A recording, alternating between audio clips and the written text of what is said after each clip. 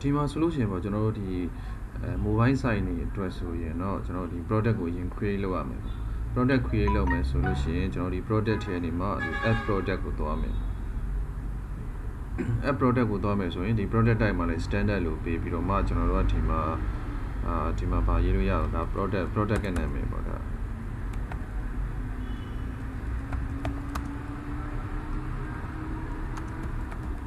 iPhone 50 Pro ဆိုပြီးကျွန်တော်ရေးလိုက်ပြီးတော့ဒီမှာမှကျွန်တော်တို့ကဒါ barcode ပေါ့သူရဲ့ barcode လေးကျွန်တော်ရေးပေးလိုက်မယ်ပြီးပြီဆိုရင်ကျွန်တော်ဒီရဲ့ Apple ပေါ့ category မှာဆိုလို့ရှိရင်ကျွန်တော်ဒီ smartphone ထားလိုက်မယ်အဲ့မှာ unit ပေါ့ကျွန်တော် product unit ဆိုလို့ရှိရင်ကျွန်တော်တို့ pixel နဲ့တွားမယ် product code ဆိုလို့ရှိရင်ကျွန်တော်တို့ဒါ330ဆိုရင်30ပေါ့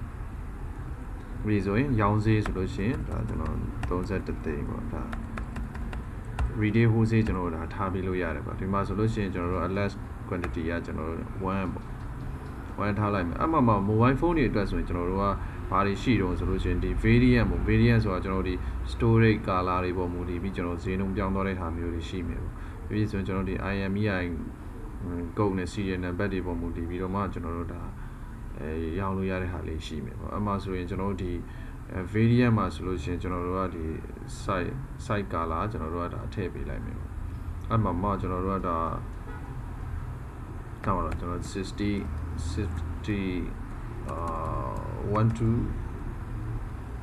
128 GB 128 GB color BLACK plus ပေါ့ပြီးဆိုရင်ဒါပြီးဆိုရင်ကျွန်တော်တို့ကဒါနောက်ထပ်သူထက်ရှိသေးတယ်ပေါ့ဒီဟာနဲ့ပတ်သက်ပြီးတော့မှဒီ storage ပေါ့ iPhone 50 Pro နဲ့ပတ်သက်ပြီး storage တွေက256 GB YNGY ပြီးပြီဆိုရင်128 GB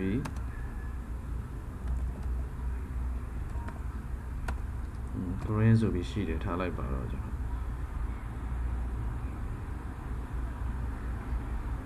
အဲ့မှာဆိုလို့ရှိရင်ကျွန်တော်ဒီမှာတော့သူကဒါလေးတွေကတော့ auto ကျလာတယ်ပေါ့ additional code ဆိုတော့ကျွန်တော်တို့ဒီထားပါတော့ကျွန်တော်တို့ဒီမှာရေးပေးလိုက်တာ product ရဲ့ score ကဒါ330ဆိုပြီးကျွန်တော်ရေးလိုက်တယ်အဲ့မှာဒီ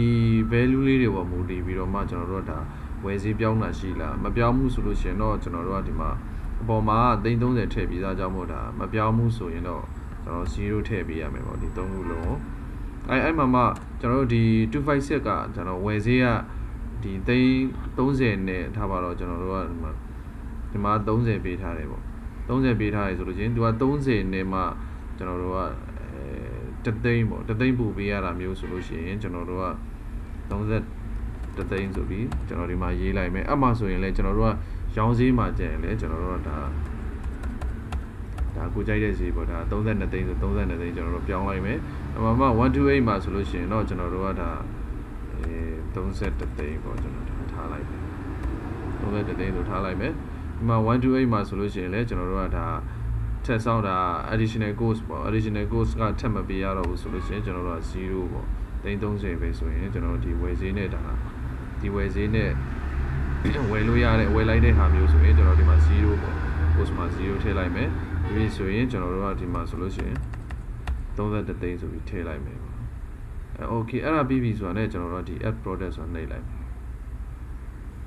ဒါဆိုလို့ရှိရင်ကျွန်တော်တို့ကဒါ product create လုပ်ပြီးသွားပြီပေါ့ဒါ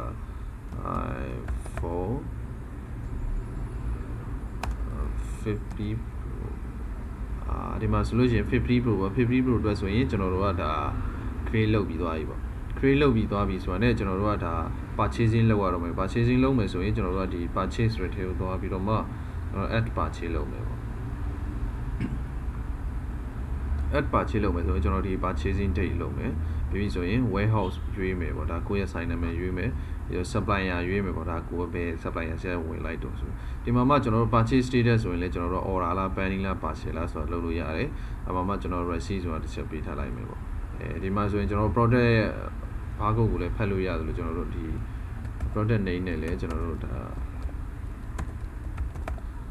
လိုက်ရှာလို့ရတယ်ပေါ့ဒီမှာဆိုရင်ကျွန်တော်တို့က50 Pro ပေါ့50 Pro မှာဆိုရင်ကျွန်တော်တို့က128 plus ရှိမယ်ပြီးပြီဆိုရင်256 white ရှိမယ်128 green ရှိမယ်အဲ့မှာကျွန်တော်တို့ကဘယ်ကောင်ကိုကျွန်တော်တို့ကဒါဝယ်သွင်းမလို့ပေါ့ဒီကောင်128ထည့်မယ်ပေါ့အဲ့မှာဆိုလို့ရှိရင်ဒါ IMEI ကုတ်ပေါ့သူ့ရဲ့ကုတ်ပေါ့ကျွန်တော်ထားပါတော့ IP1 ပေါ့ IP1 ဆိုပြီးကျွန်တော်ဒါပေးလိုက်ပြီပေါ့အဲ့မှာဒီ iPhone 50 Pro 128 GB ကိုမှplan နဲ့ပတ်သက်ပြီးကျွန်တော်တခြား IMEI ကုတ်တွေရှိသေးတယ်ဆိုရင်လည်းကျွန်တော်တို့ဒီ add mode နဲ့သွားပြီးတော့မှထည့်လို့ရမယ်ပေါ့လောလောဆယ်တော့ကျွန်တော်ဒီတစ်ခုပဲကျွန်တော်ထည့်ပေးထားလိုက်ပြီးပြီဆိုရင်ကျွန်တော် iPhone 50 Pro ပေါ့ကျွန်တော်ဒီ256အတွက်ဆိုလဲအဲ့လိုပဲပေါ့ကျွန်တော်ဒီ IP2 ဆိုပြီးကျွန်တော်ထည့်ပေးလိုက်မယ်ဆိုရင်128 green အတွက်ဆိုရင်လဲကျွန်တော်တို့အချိန်မှာ IMEI ကိုဒါကျွန်တော်တို့စကန်ဖတ်ပြီးလဲထည့်လို့ရတယ်ဒီကောင်လေးထည့်ပြီးသွားပြီဆိုတာနဲ့ကျွန်တော်ဒီမှာဆိုလို့ရှိရင်ခုနကကျွန်တော် additional course လေးတွေဒါပေါင်းထည့်တာမထည့်ရပါဘူးဒီပြီးတော့မှကျွန်တော်တို့ကဒီမှာသွားပြီးတော့မှဟောလောက်လိုက်တယ်ပေါ့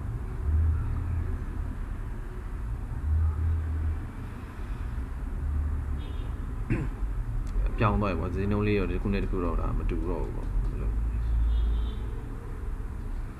ပြီးပြီဆိုရင်ကျွန်တော်ဒီမှာ submit လုပ်လိုက်ပြီ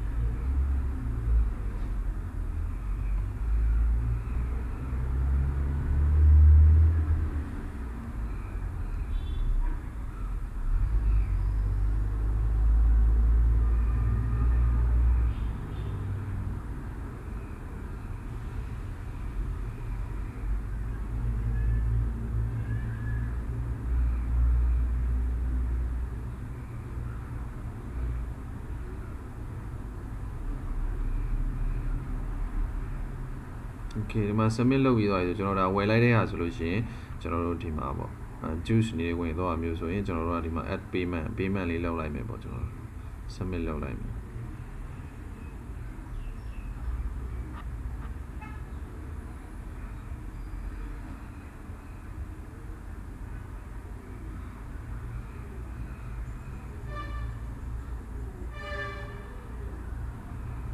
ဒီမှာဆိုရင်ကျွန်တော်တို့ကဒါငွေချေလိုက်ပြီပေါ့ချေပြီးဆိုကျွန်တော်ရောင်းတော့မယ်ဆိုရင်ဒီ POS state တစ်ချက်သွားလိုက်မယ်သွားပြီးတာနဲ့ကျွန်တော်တို့ဒီ customer name ဆိုလို့ရှိရင်လည်းကျွန်တော်ဒါကြောဆိုကြောပေါ့ဒါသွားလို့ရမယ်ဒီဆိုကျွန်တော်တို့ကဒီ iPhone 50ဆိုလို့ရှိရင်ဒီမှာဆိုလို့ရှိရင်ကျွန်တော်128လား256လားပေါ့ကျွန်တော်ဒါသွားလိုက်မယ်အဲ့မှာမှကျွန်တော်ရောင်းပြီဆိုရင်ဒီမှာ second ဖတ်လိုက်ပါတော့ဟုတ်လားဒီကောင်ဆိုလို့ရှိရင်ဒါပါတော့ကျွန်တော်တို့ဒီ iPhone မှာပါတဲ့ဟိုမှာကျွန်တော်တို့ဒါ IMEI code ကိုကျွန်တော်တို့ဒီမှာဖတ်ပြီးတော့ဒါကျွန်တော်တို့ရောင်းလို့ရတယ်ပေါ့